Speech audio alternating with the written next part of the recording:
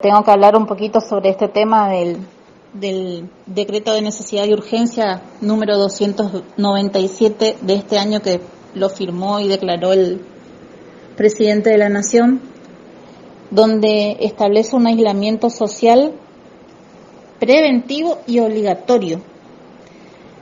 Este tema de la obligatoriedad es justamente lo que me atañe. Por supuesto, cuando la Organización Mundial de la Salud el 11 de marzo establece la declaración del brote del coronavirus a nivel internacional,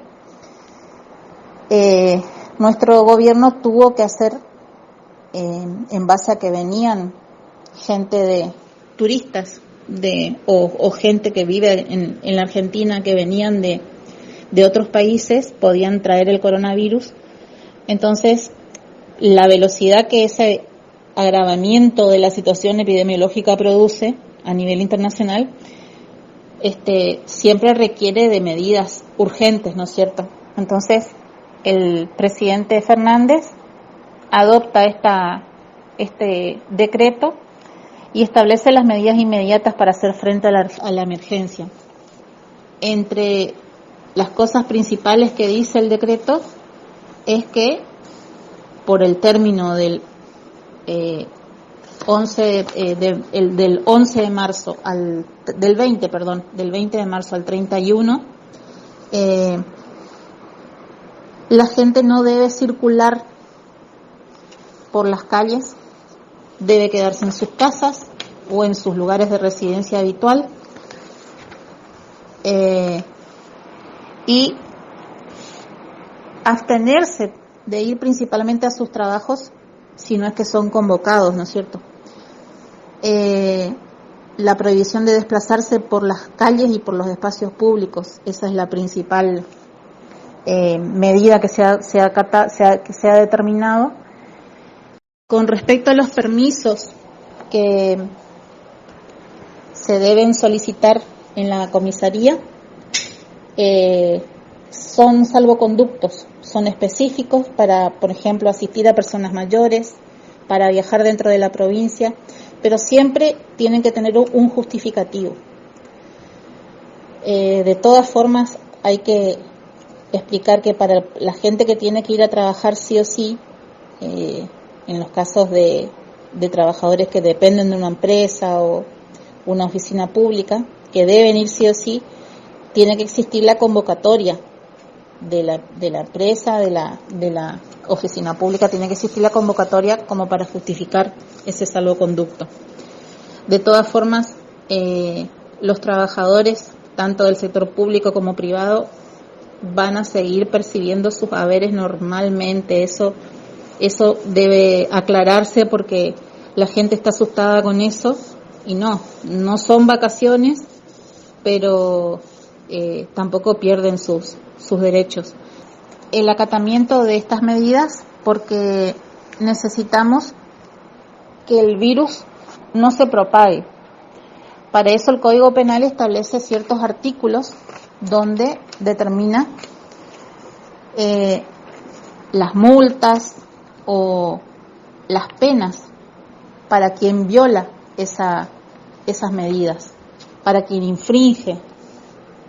Entonces, si las fuerzas que están en las calles toman conocimiento de personas que están circulando, de personas que no están acatando las órdenes, que están paseando sin justificativo alguno, tienen en forma inmediata la obligación de retener en forma preventiva a esta persona.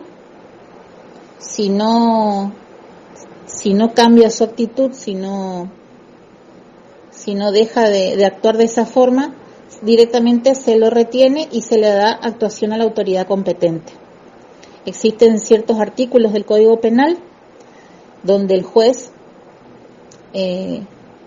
toma como medida, por ejemplo, el 202 del Código Penal establece prisión o reclusión de 3 a 15 años al que propagare una enfermedad peligrosa y contagiosa para las personas. ¿Qué pasa con esto? Si estamos en conocimiento, nos están pidiendo que acatemos las órdenes, nos están pidiendo respeto, nos están pidiendo que nos quedemos en nuestras casas, es justamente para evitar que se propague la enfermedad. Entonces, si estamos en conocimiento y igual salimos a la calle, nos puede caer este artículo, ¿sí?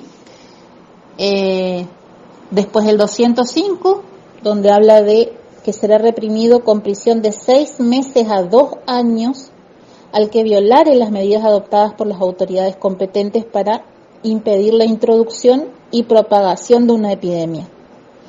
Esto para el caso de los turistas que vienen de otro lado y se les solicita que se haga la cuarentena obligatoria, que son 15 días, o sea, no es una cosa extraordinaria como para no poder acatar.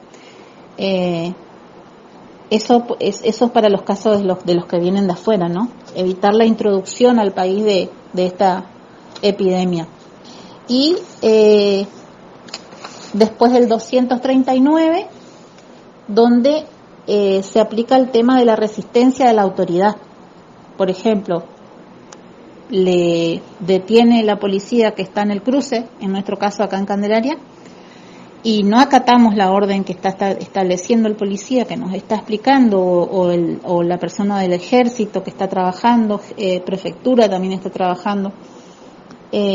Tenemos el artículo 239, donde se reprime con prisión de 15 días a 1 año al que resistiere o desobedeciere a un funcionario público en el ejercicio legítimo de sus funciones o a la persona que le presta asistencia a requerimiento de él, ¿no es cierto?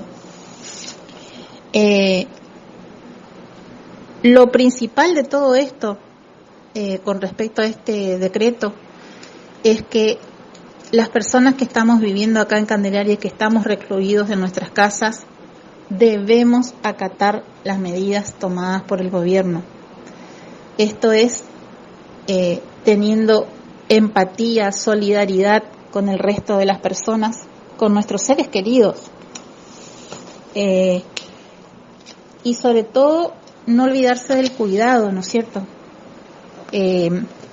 Justamente, constantemente los agentes de salud pública están explicando todas las formas posibles de higiene que se pueden realizar. Son simples, son con cosas que tenemos en las casas, como ser jabón, lavandina, alcohol en gel, alcohol con agua. No nos cuesta, gente, la verdad. Debemos respetar eso, porque nos embromamos todos nosotros, solamente nosotros y nuestra gente querida, ¿no es cierto? Entonces, como te decía, Marcelo, tenemos normas en el Código Penal por las que un juez puede establecer una pena, establecer una multa. Las multas son de 100.000 pesos, más o menos, según el decreto. Debemos respetar. Existen normas para que respetemos, así que solamente se pide acatamiento.